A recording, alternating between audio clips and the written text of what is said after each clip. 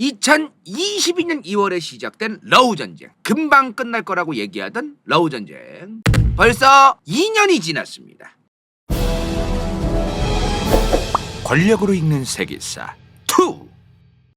자, 오늘 러우 전쟁 2주년 편이에요. 근데 오늘 시작하기에 앞서서 지금 말하는 부분은 노딱이면은 빠집니다.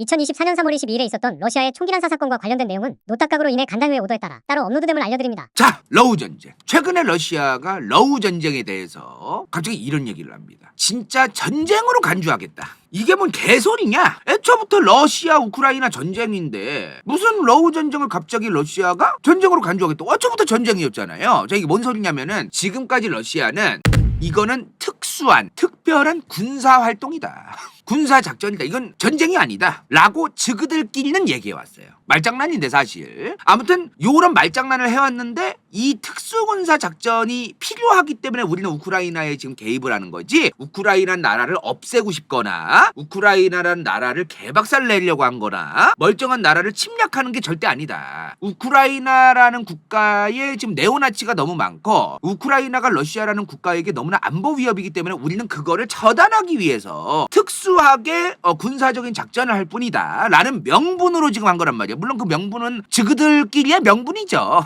전 세계가 그렇게 생각을 안 하지만 자기들은 그렇게 얘기를 해왔단 말이에요. 근데 이거를 지금 요 근래 와서 러우 전쟁을 이제 특수 군사작전이 아니라 전쟁으로 간주할 수 있다, 요 얘기를 하고 있다는 겁니다. 지금 그동안 전쟁이라고 얘기를 안 한 이유가 있을 거 아닙니까? 그죠? 근데 왜 이제 와서 전쟁으로 간주하려고 하느냐? 좀 이따가 좀 더 자세하게 말씀드리겠지만 올해 트럼프가 당선될 가능성이 굉장히 높죠. 그리고 지금 우크라이나한테 상당히 불리한 전개가 있습니다. 서방세계 국가들, 미국을 포함해서 서유럽 국가들도 저 러우 전쟁이 이제 징글징글하다, 전쟁에 대한 피로감, 이런 것들이 굉장히 좀 폭발하기 직전인 그런 상황들, 이런 것들이 지금 2024년 올해에 좀 기가 막힌 타이밍이 있어요. 러시아에게는 이번에 올해 안에 쇼부 쳐야 된다. 올해가 가장 중요한, 러시아에게도 중요한, 우크라이나에게도 중요한 그런 해일 것 같습니다. 이 타이밍에 지금 전쟁으로 간주하겠다는 단어를 써서 이제 이 전쟁을 종식하기 위한 협상, 이제 전쟁이라고 공식적으로 얘기를 했으니 종식에 대한 협상을 할 때 우리가 원하는 요구사항 요런 거 있어. 전쟁이잖아. 전쟁에서 어떤 국가가 지거나 이기거나, 지고 이기고가 없이 그냥 우리나라처럼 그냥 종전을 하거나 남북한처럼, 이 종전에도 전제 조건이 이제 필요하고 그런 게 있을 거 아닙니까? 아마도 저 종전을 할 때를 대비해서 일단은 지금 전쟁이라고 일단 뱉고 있는 것 같아요, 러시아가. 자, 일단 오늘 러우 전쟁 2주년을 기념해서 인간간다요, 2022년 2월부터 러우 전쟁 터진 직후부터 정말 다양한 영상들을 올려왔습니다. 그리고 인간간다요, 친러, 러뽕, 저 새끼는 러시아의 스파이다. 정말 다양한 소리를 듣기도 했고, 정말 대한민국 정말 최상위권 대학교의 러시아 정치학 교수님들조차도 러뽕이다. 그들도 러뽕이다. 제정신 아니다. 깊이가 없는 교수 들이다. 저 인간들 거의 집단 인민재판의 시간이었습니다. 자, 처음에 러우 전쟁이 시작되었을 때 인간 간다요, 러우 전쟁이 장기전으로 갈 가능성이 있다, 이 얘기를 드렸어요. 그러자마자 이제 무식한 새끼 러시아 땅 지금 터지는 거 봐라, 개소리하고 있다, 미친 막 이러면서 욕을 엄청나게 먹었었어요. 그죠? 자, 그리고 러시아는 전쟁에서 지금 지고 있어도 장기적으로 갈 거기 때문에 진 게 아니다. 에너지 공급망을 흔들려 놓거나 아니면은 장기적으로 버텨가지고 우크라이나를 고립시키고, 서방세계 국가들도 우크라이나를 천년만년 지원해 줄 수 없는 거를 러시아도 알고 있을 거고, 러시아는 그 전 세계에 몇 없는 자급자족이 가능한 나라이기 때문에 우크라이나보다도 훨씬 더 오래 버틸 가능성이 높다, 이런 얘기도 드렸었어요. 그죠? 근데도 이제 이때 욕을 많이 먹었죠. 제정신이냐고. 아무튼 간에 다양한 이제 일들이 있었습니다. 나무위키에서는 굉장히 디테일하고 논리적인 것처럼 저에 대해서 많은 욕을 써놨다고 하더라고요. 제 주변 사람들이 얘기하기로는. 뭐 하십니까? 수정 안 하시고? 뭐 하세요? 그렇게 디테일하게 길게도 써놨다더만 뭐 하세요 다들? 그렇게 잘났으면은 다시 수정해가지고 제대로 써놔야 되는 거 아니에요? 아무튼 간에 실제로 지금 러우 전쟁, 러시아가 초반에 점령했던 지역들에서 러시아가 포기하고 그냥 뒤로 물러선 지역도 많습니다. 그리고 점령한 지역도 이제 꽤 돼요. 현재는 어떻게 하고 있어요?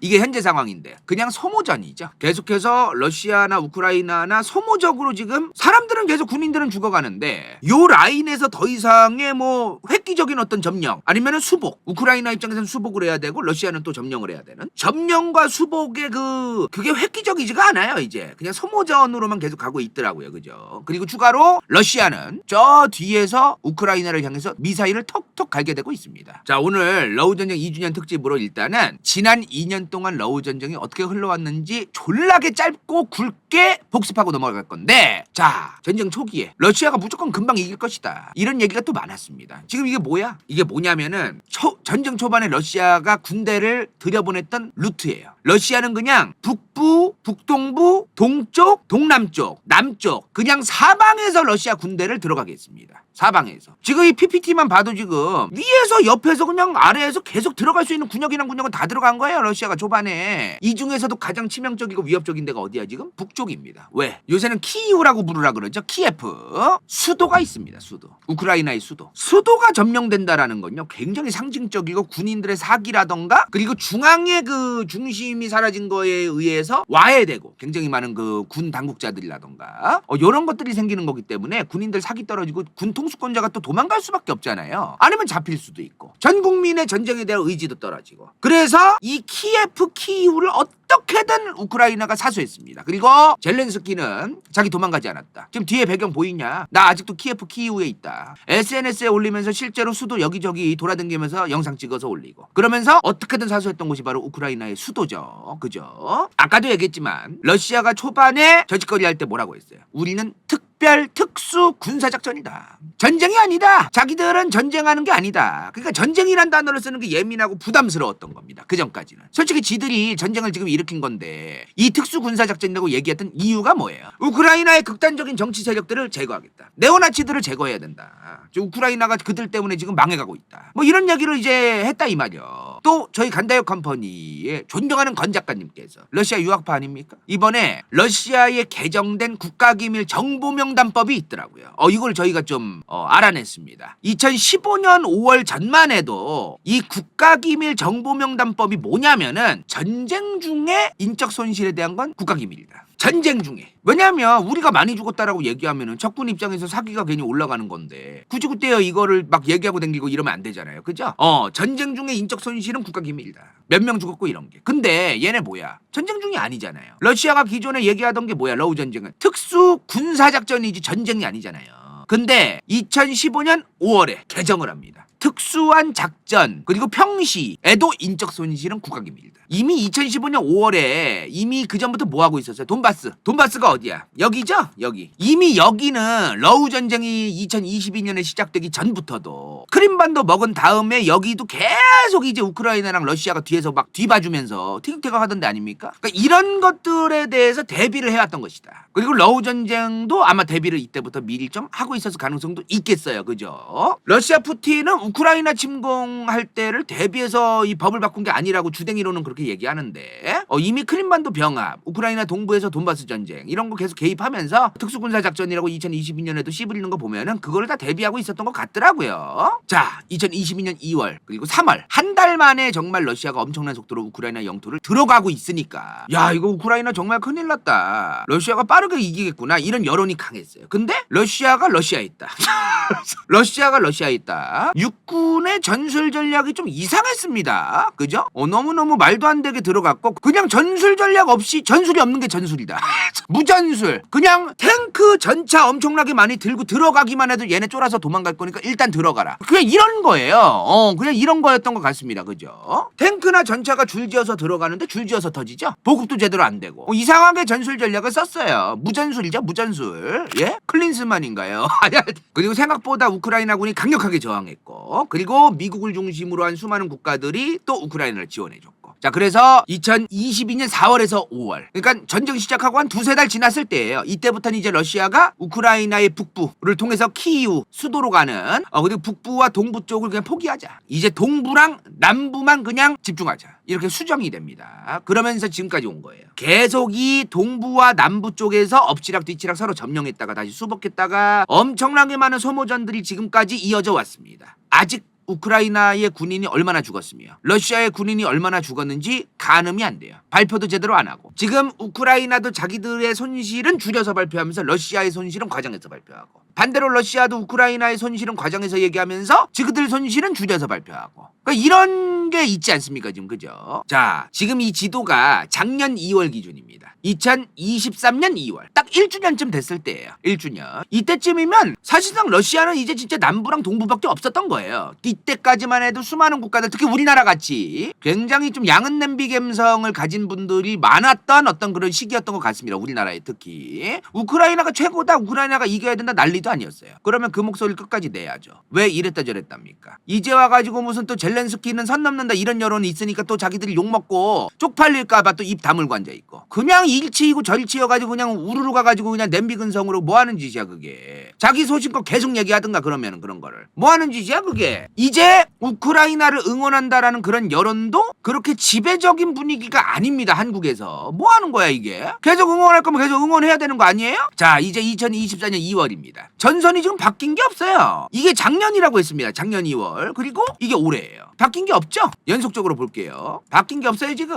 계속 이 부근, 요 부근 이 부근에서 깨작깨작 무슨 몇십 미터 몇백 미터 가지고 계속 갔다가 왔다가 빠졌다가 이것만 하는 거야 지금. 소모전만. 우크라이나도 막기는 막아도 지금 수복은 다시 못하고, 러시아도 더 이상 진전이 없는, 방어에 치중하고 있는 그런 거죠. 자, 지금 가장 큰 문제가 뭐냐면요, 지금 우크라이나가 멈출 수 없다는 겁니다. 이게 진짜 골치 아픈 거예요. 이게 뭔 소리냐 지금 계속 서로 소모전 하잖아요. 그러면 우리가 조금 생각해 봤을 때, 아, 우리 잠깐 휴전할까, 이런 것도 좀 생각해 볼 수 있는 거 아닙니까? 전쟁이 종식까지는 안 되더라도. 근데 그 얘기조차 젤렌스키는 하기가 어렵습니다 지금. 만약에 저거 지금 중단한다고 얘기하는 순간, 안 그래도 미국 안에서 지금 미국 공화당 같은 데서는 특히나 우크라이나에 대한 무조건적인 지원이 이제 끊어야 된다. 왜 우리가 국민들의 세금으로 계속해서 우크라이나한테 무조건적으로 지원해야 되느냐, 이런 여론이 지금 엄청나게 폭발적으로 늘어나고 있어요 미국에서. 근데 이 타이밍에 지금 만약에 우크라이나가 멈추면, 휴전 상태가 되면은 뭐 지금 전쟁 안 한다며 이제 휴전했다며 더 이상 지원할 필요 없겠네 라는 여론이 더 커질 가능성이 높겠죠. 특히 미국뿐만 아니라 서유럽에서도. 그래서 계속해서 우크라이나에서 무슨 일이 터졌다라는 언론 기사가 계속해서 전달돼야 되고, 계속해서 우크라이나와 러시아의 지금 이 교착 상태도 계속해서 보도가 돼야 되고 알려져야 되고, 멈출 수가 없다는 거예요 지금. 자기들 군인들이 그렇게 지금 우크라이나 군인들도 그렇고 지금 소모전으로 계속 큰 의미 없이 죽어가는데도 멈출 수가 없다 이 말이야 지금. 근데 지금 문제가 뭐야 지금. 우크라이나는 이제 현재의 전력으로 이 러시아가 지금 장악한 이 남부와 동부 지역을 탈환해내기가 너무너무 힘듭니다. 군수물자도 지금 점점 더 부족해지고 있어요. 미국이나 유럽의 지원도 매년 조금씩 줄어들고, 아니면은 줄어들지 않고 또 이번에는 올해는 더 많이 줄게 하더라도 그게 지속적으로 가야 되거든요. 띄엄띄엄 주는 거야. 띄엄띄엄. 그냥 막힘없이 끊기지 않으면서 계속 줘야 되는데, 그게 띄엄띄엄 줬다가 잠깐 기다려봐 줬다가 또 이런 것도 좀 적절하진 않은 거거든요. 보급은 계속해서 균일하게 원활하게 끊기지 않으면서. 자, 근데 요 근래에 젤렌스키가 이런 얘기를 합니다. 역시 우크라이나도 전쟁이 굉장히 힘들었던 거예요. 아무리 서방 세계랑 미국이 지원을 해줬어도 해외에 있는 우크라이나의 남자들까지 끌어모아서 군인으로 징병해서 50만 명을 만들겠다. 50만 대군을 만들겠다. 이런 얘기를 합니다. 지금 전쟁 2022년 초에 얼마나 비아냥거렸어요. 러시아의 젊은 남자들 도망댕긴다 난리도 아니었어. 그거 우크라이나도 솔직한 얘기로 마찬가지였어요. 전쟁 초기에는 우크라이나도 그거 매한가지인데 러시아만 안 좋게 보도를 하는 그런 분위기가 있으니까 언론도 그게 뭐 하는 짓이야. 러시아만 도망갔겠어요 지금 솔직한 얘기로. 전쟁 초기에 징병한다 그러면 도망가는 사람들이 원래 우크라이나는 러시아는 다 있는 거예요. 그러니까 전쟁 초기에는 이런 말을 하면은 러뽕이라고 난리치고 개 지랄병 걸려서 개거품 무는 애들이 있으니까 다들 입 다물고 있던 거지 솔직한 얘기로. 자, 근데 이런 상황에서 지금 최근에 젤렌스키가 객기를 부리기 시작합니다. 뭐예요? 잘루즈니. 이름이 발레리 잘루즈니예요. 잘루즈니. 요 양반이야, 요 양반. 요 오른쪽에. 그리고 약수하는 이 양반. 등치도 상남자요. 누구야? 러우 전쟁에서 우크라이나군의 총사령관이었던 사람입니다. 총사령관이었던 사람이에요. 왜? 해임했습니다. 젤렌스키가. 좀 이런 짓 왜 하죠 지금? 뭐 하는 거예요 지금? 지금 우크라이나 사람들조차도 이 잘루즈니 이 사람 왜 해임하냐고 시위한다 그러더라고. 자, 이 잘루즈니가 총사령관 되고 나서 러시아가 점령하고 있던 하르키우, 노란색으로 되어 있죠. 헤르손, 노란색으로 되어 있죠. 여기를 저 양반이 총사령관일 때 탈환한 겁니다. 저 노란색으로 되어 있는 데가 탈환한 지역이에요. 그래서 이때부터 우크라이나 국민들에게 영웅급이 되는 겁니다. 잘루즈니라는 군인이. 근데 이 잘루즈니랑 젤렌스키가 오지게 의견 다툼이 많고 졸라게 싸운다라는 정황, 찌라시, 소식이 전쟁 중간중간 너무너무 자주 드러나고 나타났었어요. 언론 보도도 있었고. 왜 그랬느냐? 젤렌스키는 공격을 멈추지 말라고 했습니다. 근데 잘루즈니는 지금 러시아가 이미 점령해가지고 방공망 시스템도 만들고 방어선을 지금 만들어냈고 구축해놨는데 적이 지금 굳이 구태여 소모적으로 우리 군인들 집어넣으면은 다 꼬라박으면 뒤진다. 이렇게 토를 박은 거야. 소모적 공격은 의미 없다고. 실제로 우크라이나의 반격은 대부분 사실상 실패로 끝나고 있었어요. 전술 전략 없이 지금 이미 방어선을 지금 구축한 러시아가 점령한 땅을 함부로 지금 들어간다고 하는 게 말이 안 된다는 거죠. 소모적으로 우크라이나 군인들이 너무너무 많이 죽은 거예요. 성과도 없이. 그래서 잘루즈니가 계속 토를 다니까 젤렌스키랑 이제 사이가 안 좋아졌다라는 얘기가 지금 있는 겁니다. 그래서 잘루즈니가 이제 얘기를 해요. 이런 식으로 계속 소모적으로 그렇게까지 공격을 하고 싶으면 추가 징병을 해야 된다. 그랬더니 젤렌스키가 징병을 하는 건 신중해야 된다면서 또 징병을 반대합니다. 좀 이해가 안 돼요. 젤렌스키라는 사람이 도대체 왜 저렇게 행동했는지에 대해서 이제 추정할 수밖에 없는데 뭐 자기 표 받을 생각만 하는 건진 모르겠어요. 지금 자기 이미지만 뭐 좋아지려고 하는 건지 아무튼 지금 뭐 앞뒤가 안 맞는 짓을 너무 많이 해 이 양반 지금. 젤렌스키라는 인물은 간다요가 예전에 러우 전쟁 초기부터 말씀드렸지만 문제가 많은 지도자예요 사실. 젤렌스키라는 사람이 러우 전쟁 초기에 실제로 러우 전쟁에 대한 리더십 이건 인정이에요. 수도를 떠나지 않고 어떻게든 이제 버티면서 이런 어떤 국민적인 어떤 정신을 애국심을 공고히 하고 이런 어떤 자세를 보여주고 리더로서 나 이런 건 인정이에요 진짜로. 전쟁 터졌는데도 도망가기 바쁘고 그런 사람이 아니고 그건 진짜 인정이에요. 근데 객기 부리는 게 너무 많다는 거야 지금. 말도 안 되는 짓을 너무 많이 하고 자 결국에 최근이죠. 진짜 최근이에요. 24년 2월 8일 한 달 전이야 한 달 전. 2024년 2월 8일에 잘루즈니 총사령관을 해임시킵니다 젤렌스키가. 그래 해임의 명분이 뭐냐? 2023년에 러시아를 상대로 한 반격에 실패했다 이거야. 그 반격을 잘루즈니가 실패해서 해임한다. 근데 잘루즈니 뭐라고 얘기했다 그랬어요? 반격을 함부로 하면 안 되고 전술 전략을 짜면서 함부로 지금 꼬라박으면 안 된다라고 얘기하고 반대했던 사람이야. 반격의 오더는 젤렌스키가 내린 거 아닙니까? 물론 군 특수권자가 오더를 내렸는데 총사령관이라는 사람이 그 반격을 실패했다. 그래가지고 해임했다는 건데 이거는 엇가죠 솔직한 얘기로. 요즘 들어서 정치적인 이유로 젤렌스키가 정치적인 이유로 잘루즈니 총사령관을 견제하려고 저런 것이다. 어떤 좀 아이러니한 얘기가 좀 있는데 지금 원래대로라면 우크라이나의 대선 대통령 선거가 3월 31일에 치러져야 됩니다.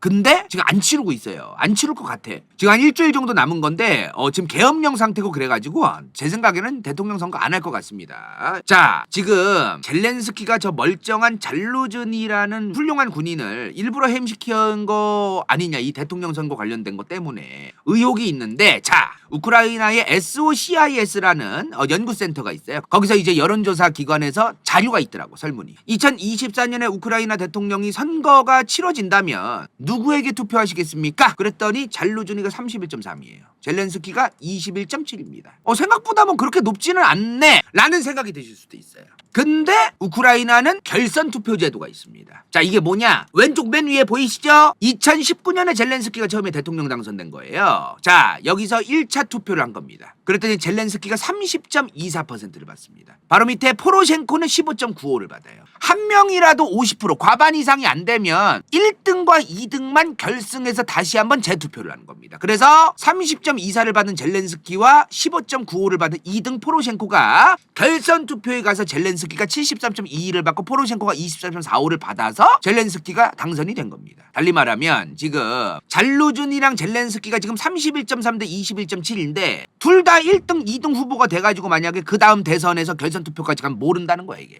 자, 두 번째 질문이야. 만약에 근시일 내에 대통령 선거 결선 투표가 열렸다. 결선 투표가. 여기에서 젤렌스키랑 잘루즈니가 출마하면 누구한테 투표할 거냐? 그랬더니 잘루즈니가 48.2%입니다. 젤렌스키는 23.3%예요. 여기서도 젤렌스키가 잘루즈니보다 낮아요. 근데 여론조사를 여기만 보면 안 될 것 같아가지고 근데 난 이제 우크라이나 이런 여론조사를 조금 믿기가 좀 어려운 게 뭐냐면 너무 편차가 심해요. 우크라이나의 레이팅이라는 사회과학 연구기관에서도 설문을 했어요. 근시일 내에 대통령 선거 치러지면 누구 뽑겠습니까 했더니 젤렌스키가 41.5%래요. 잘루즈니는 26.9%입니다. 여기서는 또 젤렌스키가 엄청나게 높습니다. 자, 두 번째로 젤렌스키와 잘루즈니가 결선 투표에 진출하면 누구한테 뽑을 거냐? 그랬더니 젤렌스키가 42%예요. 잘루즈니는 40%고. 여기서는 또 젤렌스키가 높게 나옵니다. 자, 그럼 지금 문제가 뭐냐? 우크라이나 대통령 선거 일정이 24년 3월 31일. 지금 오늘 방송하는 날짜가 3월 23일이니까 일주일 뒤에요. 근데 근데 이거를 젤렌스키는 계속 지금 미루고 있습니다. 지금 우크라이나가 계엄령 상태예요. 솔직한 얘기로 계엄령 상태라는 그 비상시국이기 때문에 선거를 안 해도 되기는 합니다. 근데 서방 국가들이 지금 우크라이나한테 지금 지원을 해주고 있잖아요. 그 서방 국가들이 뭐라고 얘기를 했냐면, 야, 선거해 이때. 이미 작년부터 서유럽 국가들이랑 이런 국가들이 젤렌스키한테 2024년 3월 31일에 선거를 치르라고 요구합니다. 그랬더니 갑자기 젤렌스키가 뻘소리를 해요. 안 하겠다는 얘기 한 거야, 내가 볼 때. 니네 서방 국가들이 우리 우크라이나의 선거 비용을 다 지원해줘. 그리고 우리 전선에 나가 있는 군인들 선거에 참여할 수 있게, 투표에 참여할 수 있게 마련해줘. 그리고 해외에 도망가 있는 우크라이나 국민들도 지금 선거에 참여할 수 있게 해줘. 그러면 선거할게 라고 자기가 딜을 겁니다. 자기네 선거를 다른 국가가 지원해주면 하겠다고 딜을 걸어요. 뭔가 좀 이상한데 사실은. 솔직히 나는 선거를 치르고 싶지 않아라고 저는 들렸습니다. 간피셜이에요. 추정컨대 제 귀에는 그렇게 들렸어요. 물론 조금 이 젤렌스키의 진정성을 좀 느끼시는 분들은 솔직히 정말로 선거 치르고 싶은데 여건이 안 돼가지고 저렇게 얘기를 했겠지라고 생각하실 분들도 있겠죠. 근데 저는 그렇게 생각 안 합니다. 근데 여러분들은 자유롭게 그렇게 생각하셔도 돼요. 자, 근데 저는 제 생각이 맞다고 생각해요. 왜? 그렇게 우리는 선거를 치르고 싶어도 치를 수가 없어. 그러니까 여건이 안 되니까 여건이 되게끔 서방 세계 니네가 돈도 지원해주고 라고 얘기한 거를 2023년 11월 지금으로부터 한 3-4달 전이에요. 철회합니다. 지금은 우크라이나 우리 국가의 안보, 국방에 집중해야 되기 때문에 선거를 미뤄야 한다라고 얘기해요. 근데 뭐 젤렌스키가 저렇게 말하든가 말든가 떠나서 우크라이나 안에서도 지금 선거를 강행해야 한다는 여론이 별로 없어요, 사실. 선거를 강행해야 한다는 여론도 있기는 있지만 선거를 지금 치르는 게 조금 적절하지 않다라고 생각하는 국민들도 여론이 꽤 많은 것 같더라고. 우크라이나의 SOCIS라는 저 여론조사 기관에서 또 여론조사를 했어요. 선거를 치르는 게 좋다고 생각하시나요? 아니면 계엄령이 끝날 때까지 연기하는 게 더 낫다고 생각하시나요? 전제가 있죠. 2024년 4월부터는 젤렌스키 대통령의 헌법상 권한이 종료되고, 그리고 2024년 10월에는 현재의 우크라이나 의회의 권한도 끝납니다. 그러니까 지금 선거를 미루지 않고 그냥 선거를 치르는 게 좋다고 생각하시나요? 라고 물어본 거예요. 근데 우크라이나 국민들 여론이 지금 전쟁 끝나기 전에 선거를 치르는 거는 비현실적이다가 59.7%잖아요. 그러니까 지금 우크라이나 내부에서도 젤렌스키의 말대로 선거를 미루고 싶어하는 국민들, 미뤄야 된다고 생각하는 국민들이 꽤 많은 거죠. 전쟁 중이기도 하니까. 이런 여론이 있음에도 불구하고 아직도 이 잘루즈니를 정치적으로 해가 거듭되면 거듭될수록 잘루즈니가 인지도가 높아지고 우크라이나 내부에서 점점 인지도가 높아질 가능성이 높기 때문에 이 의심을 젤렌스키가 아직도 받고 있어요. 잘루즈니를 견제하기 위해서 잘루즈니를 해임했을 것이다. 요 의심은 아직도 많이 받고 있다. 뭐 좋아요. 현재의 우크라이나의 국내 정치적인 상황들을 설명드린 건데, 이거는 일단은 이거보다도 러우 전쟁에서 현재 2024년의 상황이 어떠냐, 2024년 현재의 상황 디테일하게 어떠냐, 이게 중요한 거 아닙니까? 지금 많은 분들이 이게 지금 궁금하실 거 아니에요. 일단 지금 현재 우크라이나는 전쟁에서 너무너무 힘듭니다. 다 드러났어요. 이제 감출 수가 없어. 전쟁 초기에는 서로 선동질을 우크라이나든 러시아든 많이 해가지고 명확하게 알 길이 없었어요. 근데 이제는 좀 명확해졌습니다. 우크라이나가 많이 어렵구나. 나는 이거 징집 대상이 이렇게 나이가 많은 줄 몰랐어. 우크라이나가 이번에 징집 대상이 만 27세 이상 남자였는데 생각보다 나이가 많더라 이게. 근데 이걸 25세 이상으로 변경하는 거를 추진 중입니다. 그리고 해외에 체류하고 있는 우크라이나 남성들까지도 데려오겠다 이거예요. 그리고 국제정치적 이슈도 문제입니다. 지금 나토 가입은 이미 물 건너간 지 오래입니다. 그죠? 나토 가입에 대해서 아직도 뭐 우크라이나가 나토 가입을 할 수 있었는데 못했다라고 생각하는 분들이 있다면은 제발 뚝배기 좀 세척 좀 하세요. 퐁퐁 가져다가 제발 부탁 좀 드릴게요. 진짜로 아직도 그런 생각을 하는 사람들이 있다면 문제가 있는 거야. 그거는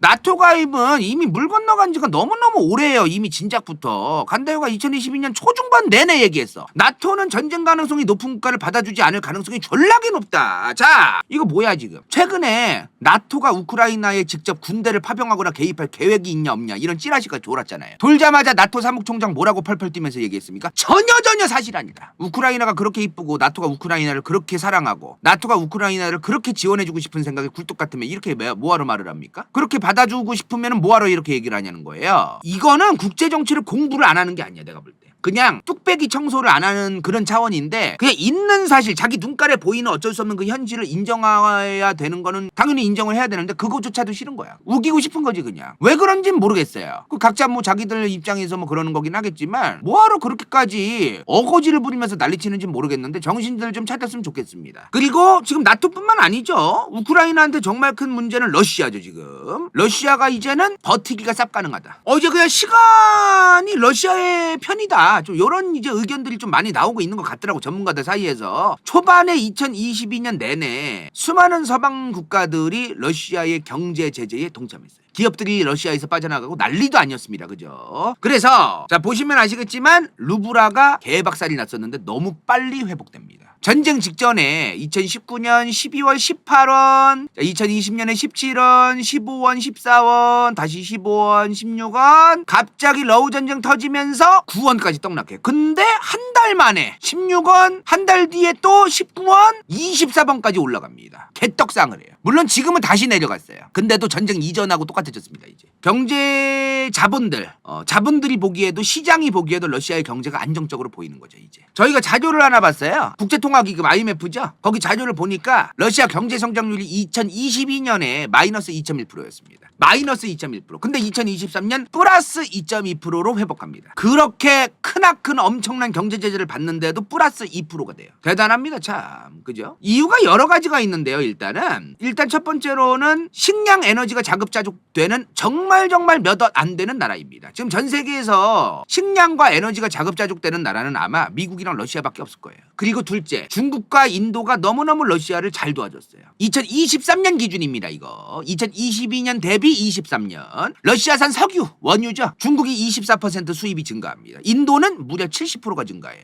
이게 그리고 또 문제가 뭐냐면은 인도랑 중국이 러시아의 원유를 이렇게 많이 수입을 해와서 정유를 합니다.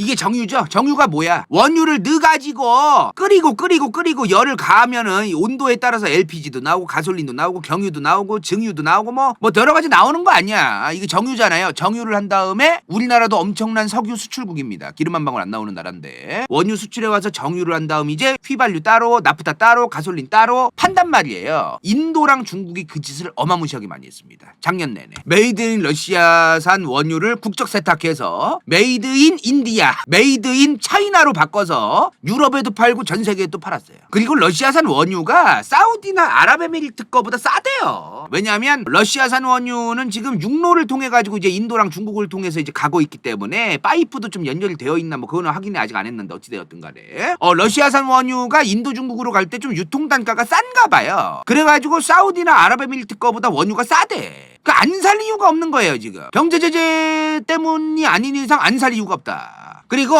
이거는 지금 원유뿐만이 아니죠. 러시아산 킹크랩, 우리나라 러시아산 킹크랩 못 사가지고 어떡하냐 했는데 우리 어떻게 샀었어요? 중국으로 간 다음 다시 왔어.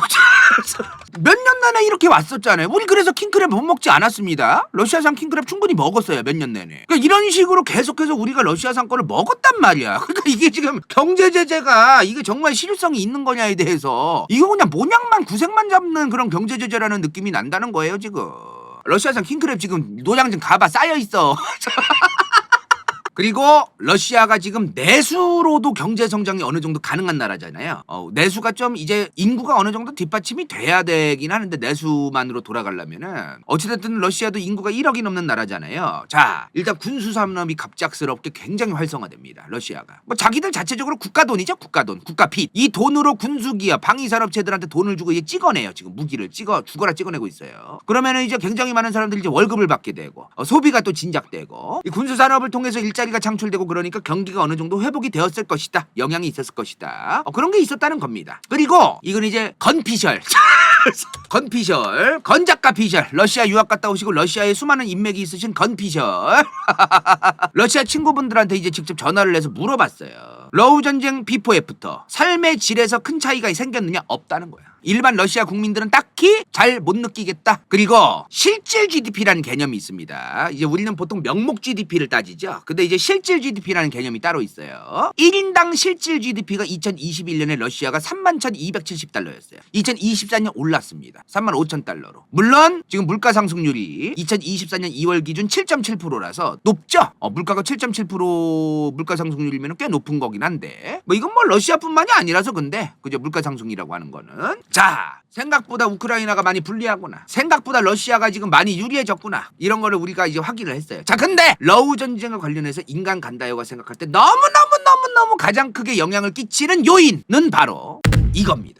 대진표가 확정이 됐어요. 올해 2024년 11월에 트럼프 대 바이든 리매치가 확정이 됐습니다. 지금 누가 당선되느냐? 일단은 바이든 정부가 2024년에 600억 달러, 우리 돈 79조를 우크라이나에 지원하려고 하고 있습니다. 지금. 근데 이게 공화당이 하원에서 상원에서 반대하고 있어가지고 통과가 안 되고 있어요. 공화당 지금 이거 단순히 반대하는 거 아닙니다. 지금 무지성으로 또 뚝배기 청소 안 하고, 와, 나쁜 공화당 어떻게 우크라이나를 어떻게 지원하는 걸 저렇게 막을 수 있지? 악마 새끼일 거야? 이런 무식한 소리 하는 사람들 있을까봐 내가 추가적으로 얘기하면은 공화당도 정치꾼들이에요. 다음 선거에서 이겨야 됩니다. 저렇게 해야 이긴다고 생각하는 거예요. 달리 말하면 미국에 굉장히 많은 국민들이 지금 우크라이나에 대한 지원을 원치 않는 사람들이 있는 거예요. 이 사람들이 등신이야? 뽑히려고 안간힘 쓰는 사람들인데 그럼 미국 국민들도 이제 악마겠네요? 그러니까 이게 단순하게 생각하면 안 된다니까. 2023년 11월 미국 갤럽 여론조사 기관이죠. 미국 갤럽이 미국인들 상대로 여론조사를 합니다. 우리가 우크라이나, 우리가 뭐예요? 미국이죠, 미국. 미국이 우크라이나 너무 많이 돕는 것 같아? 아닌 것 같아? 22년 8월, 23년 6월, 23년 11월. 너무 많다가 22년 8월에는 24%밖에 안 됐어요. 적절하다, 너무 적다. 더 이제 적절하거나 지금 지원해주는 건 괜찮다? 더 지원해줘야 된다라는 여론이 70%가 넘었었어. 22년 8월에. 자, 23년 11월이 됩니다. 너무 많다가 41%로 늘어요. 이렇게 지금 달라지고 있는 거야. 미국 안에 여론이 지금 가면 갈수록.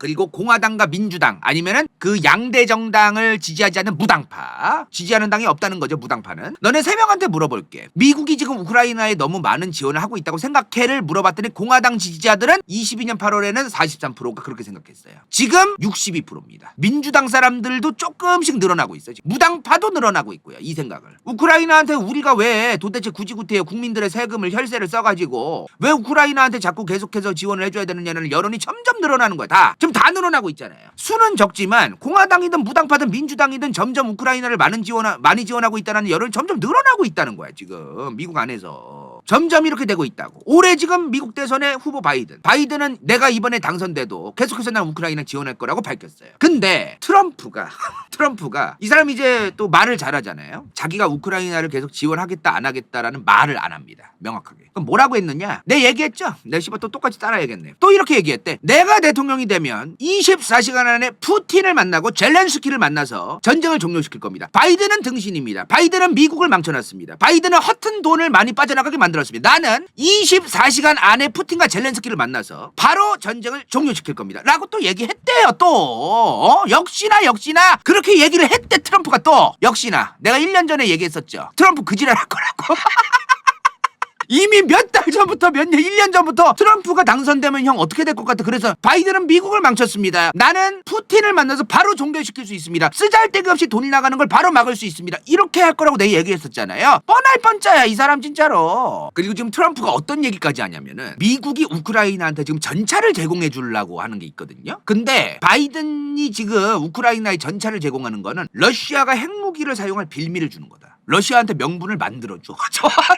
존나 나는 이해는 잘 안 된다. 졸라 친한가 봐. 왜 그런지 모르겠는데 자꾸 러시아만 좋은 얘기를 자꾸 좀 많이 해주긴 해요. 지금 트럼프가 왜 그런지 모르겠어. 나도 2024년 11월에 있을 이번 미국 대통령 선거에 따라서 결과에 따라서 러우 전쟁은 정말 큰 많은 변화를 맞이하게 될 것이다. 자, 그러면 유럽연합 EU는 지금 어떤 상황이냐? 야, 정말 인간 간다요. 고개 숙여 사죄드리고 싶습니다. 틀렸어요, 제가. 작년에 뭐가 틀렸어? 내 2022년부터 뭐라고 얘기했어? 2022년 겨울부터 이제 유럽은 인간 간다요. 2022년 여름에 이번 겨울 유럽 힘들 것이다. 네, 그랬어요. 근데 틀렸죠? 왜? 이거 좋아해야 돼 말아야 돼. 엄청난 이상기후로 역대 전례 없는 따뜻한 겨울. 유럽이 따뜻하게 겨울을 보냈어요. 이거 좋아해야 돼? 어떻게 해야 돼?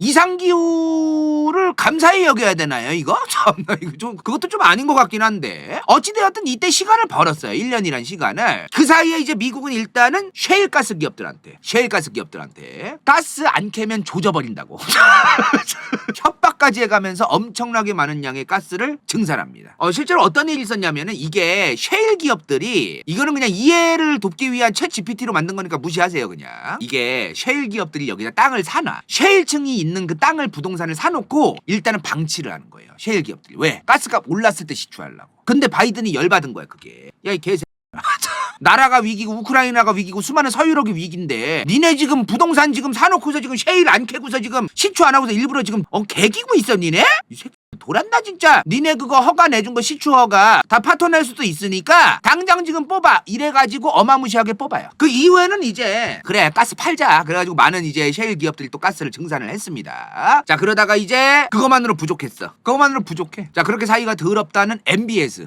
바이든 알베가 그 젊은 손잡벌의 MBS를 만나서 제발 좀 증산 좀 해줬으면 좋겠다. 또 난리를 치려고 만납니다 둘이. 자 이거 굉장히 중요한 말이에요. 이게 왜 그렇게 중요하냐면은 둘이 사이가 왜 안 좋아. 바이든은 대통령이 되기 전부터 MBS 그 새끼는 사우디의 독재자 새끼다 떠들고 다녔어. 그래서 사이가 더러운 게 유명해요 이게. 이렇게 어색할 수 없어? 너무너무 어색해. 둘의 관계 우리 관계 어디까지야? 여기까지야? 너무너무 어색해. 그렇게 사이가 더러운데도 바이든이 본인의 그 뭐랄까요 체면까지 구겨가면서 MBS를 만나러 갔던 겁니다. 야 그리고 난 진짜 이거 대박이라고 생각해. 나 이거 정말 우리 유럽이 인간이 정말로 이겨내는 그 힘에 대해서 인정인데 근데 이게 사실 장기적으로 보면은 다시 결국에는 또 바뀌어야 될 거라고 생각은 하지만 간다요가 이런 얘기를 했어요. 간다요 천연가스 편 보신 분 솔직히 만족스럽진 않다 그러는데 100% 천연가스는 공급이 아무리 많이 돼도 수용을 할 수 있는 인프라가 확충되지 않으면 소용이 없다. LNG가 뭐예요? LNG 리퀴드야. 리퀴드 액화 리퀴드 액화 내추럴 가스 천연가스야. 액화 천연가스. 이 P가 뭐야? 파이프. 이게 이제 운반할 때 용어예요. 그러니까 가스의 종류가 아니야. 이거는 운반 방식의 종류라고 생각을 해야 돼요. 액화를 해가지고 운반하는 천연가스는 LNG인 거고 파이프에다가 이제 러시아가 유럽에 쏘는 거죠. 그거는 보통 이게 러시아랑 유럽에 연결되어 있는 파이프입니다. 여기로 이제 PNG로 운송이 되는 거죠. 파이프 천연가스야. 파이프. 근데 LNG는 액화를 해야 됩니다. 과정이 있는 거야. 과정이 이제 천연가스를 시추했어. 옮겨. 어디로 옮겨? 항구로. 그 다음 어디로 가요? LNG 시설로 보냅니다. 항구에 저런 거 있죠? 저기서 액화를 해야 돼요. 액화를 한 다음에 이제 배에다가 옮기는 거죠. LNG선으로. 그죠? 이 LNG선이 갑자기 엄청나게 많이 필요해져서 2022년 23년 한국 개이득이었잖아. 조선소 알죠? LNG선 우리가 수주받은 거 있어가지고. 자 좋아. 자 LNG선을 만들었어. 근데 이 LNG선이 이제 이동을 해서 유럽에 도달했어. 근데 유럽에 LNG 플랜트가 없는 거야. 받을 인프라가 없는 거야. 받을 인프라. 저 LNG가 와도 저 액화되어 있는 천연가스를 받을 시설이 또 있어야 되는 거잖아요. 그게 없으면 이게 소용이 없다는 거야. 지금도 없어요. 지금도 부족해요. 근데 이거를 독일이 부유식 LNG 터미널을 쓰기 시작합니다. 자 이게 뭐냐? 이게 LNG 액화 LNG를 받는 그런 거예요. 근데 이게 부유식 배야 배. 엄청나게 큰 배야. 부유식 LNG 터미널이라고 부르자면 배야. 결국은 배. 이게 독일이 최초는 아니고요. 전 세계에 33개 정도 있어요. 근데 잘 안 써요. 왜? 비싸요. 유지관리 비용이 너무 비싸. 유지관리 비용이 비싸가지고 이게 좀 사실은 좀 효율은 떨어집니다. 저 어쩔 수 없이 쓰는 거야. 왜? 이런 LNG를 받을 수 있고 만들 수 있고 이런 시설을 만드는 거와 관련해서 내가 재작년에 뭐라고 했어? 2020년에 대우건설이 수주받은 거 있어요. 대우건설. 2020년에 대우건설이 나이지리아의 LNG 액화 플랜트 시설을 수주받았어요. 800만 톤 규모입니다. 800만 톤 1년에. 내가 근데 800만 톤 저게 양이 얼마인지는 잘 감이 안 오더라고요. 일단은 요 800만 톤 규모의 LNG 액화 플랜트가 5.5년 걸린대요. 5.5년보다 더 걸릴 수 있죠. 건설은 아시다시피 오바되면 오바됐지 줄어들거나 그렇지 않습니다.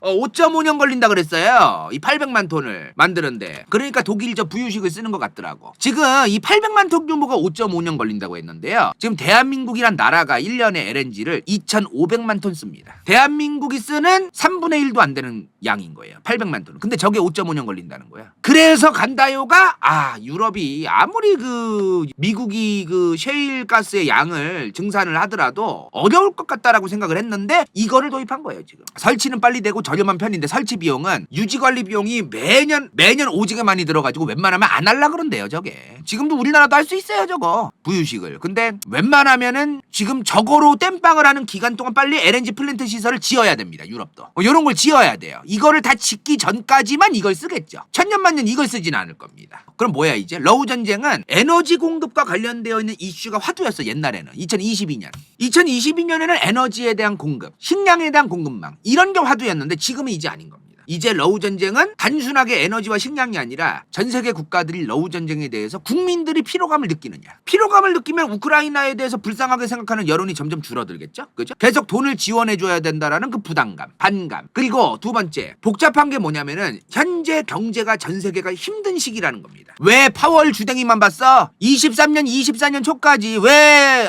제롬 파월의 주댕이만 봤어요? 왜? 먹고 사는 게 힘들어서 그랬던 거 아닙니까? 금리의 시대고 점점 고금리가 되어가고 있고 이제 저금리의 시대는 끝났다. 지금 전 세계 경제가 힘든 시기예요. 자, 근데 야, 나는 지금 폴란드만 해도 우크라이나 폴란드가 엄청나게 많이 지원해준다라고 난리도 아니었던 국가로 알고 있죠. 지금 폴란드 농민들하고 동유럽 농민들이 지금 뭐라고 하고 있냐면은 왜 우크라이나 농산물만 더 많이 특혜를 주고 더 많이 구매해 주려고 하냐. 지금 이런 여론이 있어요. 시위도 있었다 그러더라고. 저 가타부타 잔소리들이 많아 지금. 그래서 지금 우크라이나가 불쌍하다라는 그 세상 물정 모르는 말 생각만 가지고 지금 러우 전쟁을 바라보면은 빨리 뚝배기 세척 가야 돼.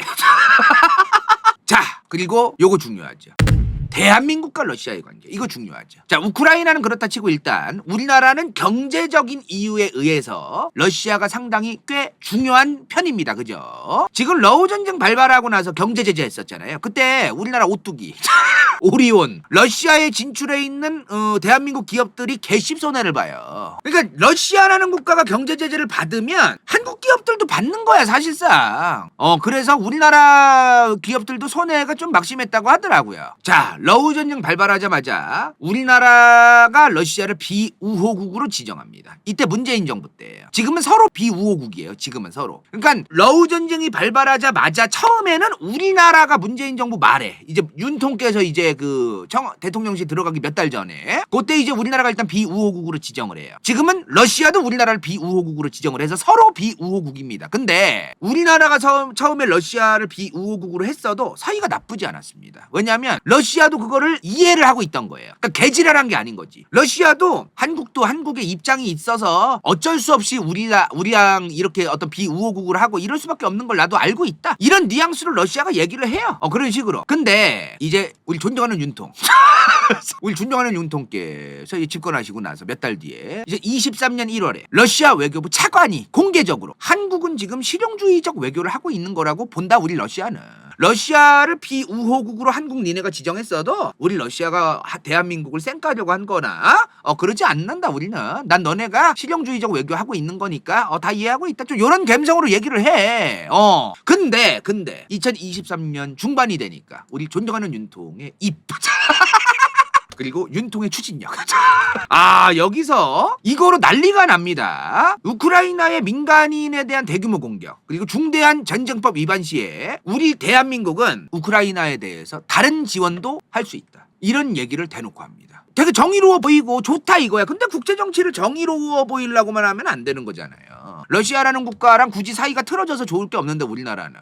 그렇지 않습니까? 그러니까 러시아도 이미 알고 있었어요. 저희도 최근에 이제 알은 건데 이미 대한민국은 제3국가를 통해서 세탁을 한 다음에 우리나라 포탄을 우크라이나에 보내고 있었더라고요. 이미 들어가고 있었대. 다른 국가를 들어간 다음에 세탁한 다음 들어가고 있었다 그러더라고. 그거를 러시아도 알고 있었대요. 근데 모르는 척하고 있던 거야. 굳이 사이 틀어져서 좋을 게 없으니까. 러시아 입장에서도 솔직한 얘기로 전 세계적으로 외교적으로 고립돼서 좋을 거 없잖아요. 근데 우리의 존경하는 윤통께서 2023년 7월에 이런 얘기를 하신 겁니다. 그러자마자 이제 러시아가 펄펄 뛰면서 북한의 편을 오지게 들어주기 시작해요. 저번 달이죠. 2024년 2월에 북한이 핵무기를 선제적으로 사용할 수 있다는 걸 법으로 만듭니다. 선제적 사용. 선제적 사용이 뭐야? 만약에 우리 북한에 대한 공격 징후만 보여도 즉각적으로 선제적으로 핵으로 보복할 수 있다. 그 얘기를 뭐 법으로 만들었다가 지금 중요한 포인트는 아니고 관종질 하려고 이제 얘기를 한 거지. 야, 우리 법으로도 만들었어. 알지 뭔 소린지? 괜히 우리 북한 3대 세습하고 있는 거 지금 겐세이 놓고 그지랄하면 뒤전이네. 핵 선제적으로 사용해줘? 그러자마자 우리의 윤통 비판을 했겠지 당연히 우리나라 정부가 북한에 대해서. 그러자마자 러시아가 한국은 뻔뻔하다. 원래는 이런 일이 있을 때 러시아가 웬만하면 남북관계에 개입을 안 했어요. 있었어요. 그러니까 남북이 서로 싸우고 그럴 때 러시아는 입을 다물고 있는 경우가 많았거든요. 근데 굳이 구태여 편을 듭니다 이번에. 참 아주 복잡한 게 있는 거죠 또. 자 그리고 2024년 3월 11일입니다. 한국인 한 명이 간첩 혐의로 러시아에서 체포됐다. 이분이 탈북자를 돕는 일을 하시던 선교사분이래요. 근데 이게 한두 번이 아닌가 봐. 이런 그 탈북자를 돕는 일을 하시는 선교사분이라던가 이런 분들이 러시아에서 잡히는 게 한두 번이 아니었대요. 원래도 이번만 잡힌 게 아니래. 근데 그러면 그 전에 잡혔던 건 뭐냐? 조용히 그냥 한국으로 돌아가게끔 해줘서 그냥 추방만 했대요. 조용히. 근데 이번에는 굳이 구태여 조용히 안 하고 입을 한 겁니다. 떠든 거예요. 일본에는. 수가 있는 거라고 봐야 되는 거죠. 이거는 지금. 은근하게 우크라이나에 대한 지원을 계속하고 있는 대한민국. 러시아와의 관계를 개선하지 않고 있는 대한민국에게 행동을 바꾸라는 압박일 수도 있고. 그리고 곧 있으면 트럼프가 당선될 가능성 높은데 니네 판단 안 해? 니네 좀 제정신 아니네. 얘는 바이든 또 될 거 같냐? 트럼프 되면 니네 그때 지금 우리 러시아랑 쌩깔라 그래 니네? 트럼프가 당선되면 러시아랑 사이가 더러워져봤자 우리나라만 혼자 더러워지는 거일 수도 있잖아요. 그러니까 이게 좀 아주 머리가 좀 아픈 게 있는 거야 지금 또. 현재 우리 존경하는 간청단 분들은 앞으로 러우 전쟁에 대해서 대한민국이 어떻게 행동하기를 바라실지 좀 궁금하기도 하네요 저도. 근데 중요한 전제 조건을 달아놓긴 해야 돼요. 만약에 이번 미국 대선에서 트럼프가 당선된다면, 그리고 그 이후에 러시아와의 경제 교류, 우리나라 기업들이 러시아에 많이 진출되어 있는 거, 그리고 대한민국의 이득, 이거를 모두 포기하는 거는 안 되는 거 아니겠습니까? 국제 정치라고 하는 거는 국가의 이득을 따져봐야 되는 거잖아요. 그런 차원에서 다들 좀 고민을 해보셨으면 좋겠어요. 그죠? 자, 근데 요 러우 전쟁과 관련해서 요즘 시끄럽게 떠들고 다니는 사람이 있어요. 누구야?